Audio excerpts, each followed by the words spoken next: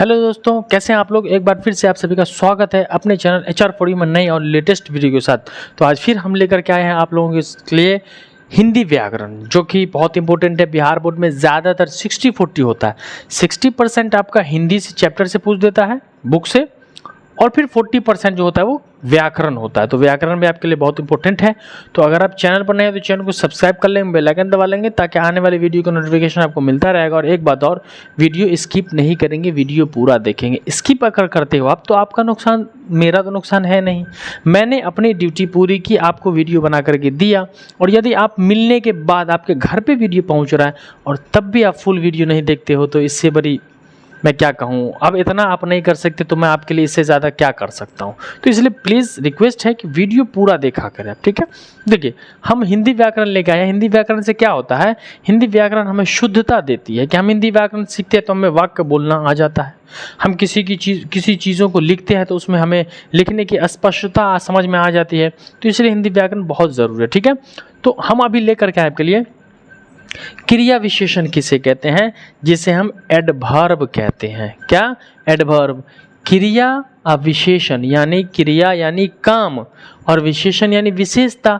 तो काम होने की विशेषता को जो बताता है उसे हम क्रिया विशेषण कहते हैं। Clear concept?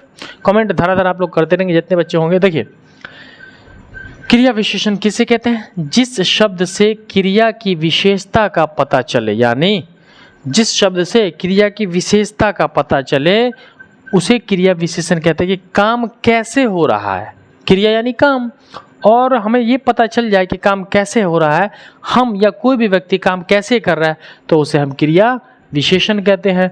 जैसे में देखिए, धीरे धीरे, तेजी से। जैसे आप धीरे धीरे चलते हैं, भाई आप कैसे चलते हैं, तो आप धीरे धीरे चलते हैं। आपके चलने की गति क्या है, तो आप जो चल रहे हैं वो काम कर रहे हैं। और कैसे? धीरे धीरे। मैं दौड़ रहा हूँ, दौड़ना काम हो गया। कैसे? तो धीरे धीरे दौड़ रहा हूँ, तेजी से दौड़ रहा हूँ। तो काम के होने की प्रक्रिया को बता देते, तो उसे हम क्या बोलते हैं, क्रिया विशेषण बोलते हैं। चलिए, आप कह रहे हैं क्रिया विशेषण के मुख्यतः 5 भेद है। कितने भेद है भाई? तो क्रिया विशेषण को 5 भागों में बांटा गया कि 5 तरीके से क्रिया विशेषण होता है। क्या क्या होता है पूरा डिटेल से हम पढ़ रहे हैं, ठीक है। कितने भागों में बांटा गया है? 5 भागों में बांटा गया। रिलैक्स होकर के आपको समझना है पूरा। पहला आपका स्थानवाचक है। क्या? स्थान यानी जिससे जगह का पता चलता हो। क्लियर? स्थानवाचक। देखिए, जिससे स्थान यानी जगह का पता चले उसे हम स्थानवाचक क्रिया विशेषण कहते हैं। यानी ऐसा वाक्य जिससे आपको स्थान की अस्पष्टता का पता चल जाए कि वो व्यक्ति स्थान पर ही है, तो उसे हम क्या बोलेंगे, स्थानवाचक क्रिया विशेषण कहेंगे। जैसे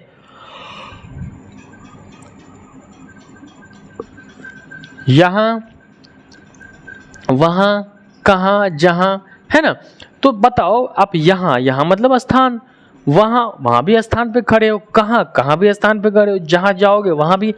जब भी होगा तो हम कोई ना कोई स्थान पर खड़े होंगे। जैसे तुम कहाँ रहते हो, अब देखो कहाँ मतलब जहाँ भी रहो भाई, स्थान पे रहोगे ना रहोगे, उस पृथ्वी के ऊपर आप थोड़ी आसमान जमीन के बीच में रहोगे, तो जगह पे रहेंगे ना, है ना। मैं यहाँ हूँ, मैं कहाँ हूँ, मैं यहाँ हूँ, तो यहाँ भी हमारा स्थान हो गया। तो ये क्या हो गया, हमारा स्थानवाचक।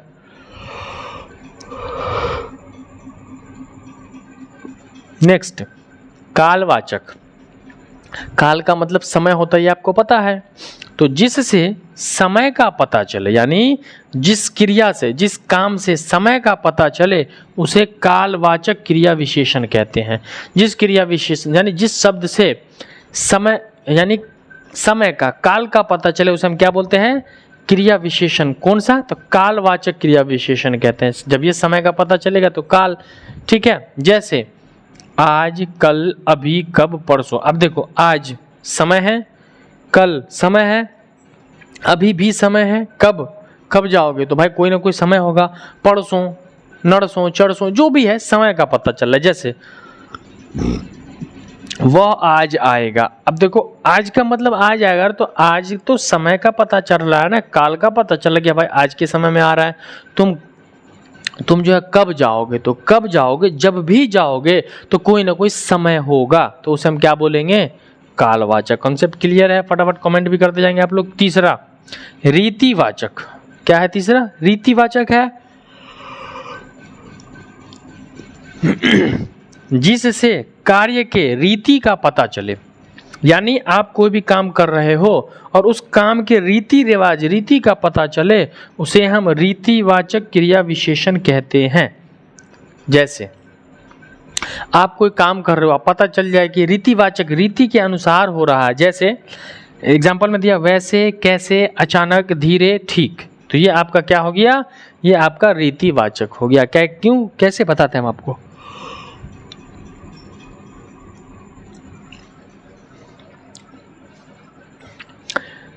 वह अचानक यहां आ गया।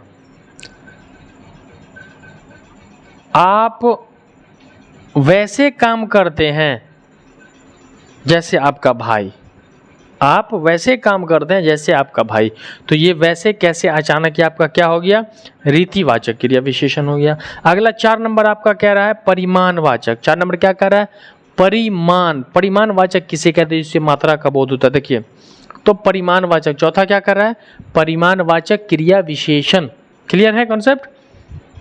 परिमाणवाचक क्रिया विशेषण, ठीक है। चलिए देखते हैं परिमाणवाचक क्रिया विशेषण।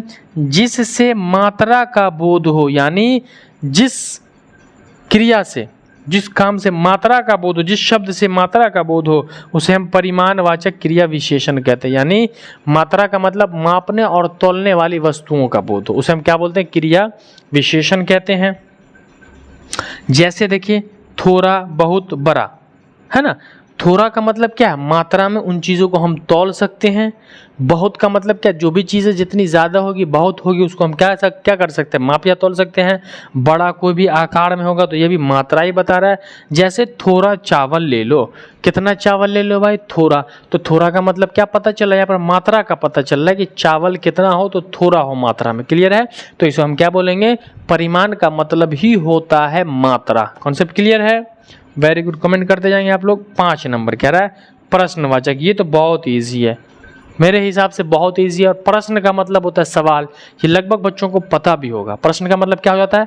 सवाल हो जाता है। जिस जुमले में, जिस वाक्य में, जिस सेंटेंस में, जिन शब्दों के द्वारा किसी भी व्यक्ति से प्रश्न पूछा जाए, सवाल किया जाए, आंसर किया जाए, उसे हम क्या बोलते हैं? प्रश्नवाचक। जैसे जिससे प्रश्न का बोध हो, उसे हम प्रश्नवाचक विशेषण कहते हैं। ऐसा कोई भी सेंटेंस आप ले लो जिसमें प्रश्न पूछा जाए। अब हम पूछ रहे हैं आप जा रहे हो, ये प्रश्न नहीं है। क्या आप जा रहे हो, ये प्रश्न है। आप आ गए, क्या आप आ गए, ये प्रश्न है। तो इस तरीके का वाक्य होना चाहिए। जैसे क्यों, कब, कहाँ, कैसे। ठीक है? जैसे में क्यों, कब, कहाँ, कैसे। तो देखो, ये प्रश्न है ना कि आप क्यों उदास हैं, वह कब आएगा, कहाँ जा रहे हो तुम, कैसे आओगे तुम। तो हम सामने वाले व्यक्ति से प्रश्न पूछ रहे हैं। जैसे यहाँ पर दिया आप क्या पढ़ रहे हैं, तो आप क्या पढ़ रहे हैं। मैं अभी आपको पूछ रहा हूँ कि आप क्या पढ़ रहे हैं, आप कहोगे हिंदी व्याकरण। तो पहले मैंने आपसे प्रश्न किया, सवाल किया कि आप क्या पढ़ रहे हो, तो आपने कहा कि मैं हिंदी व्याकरण पढ़ रहा हूँ।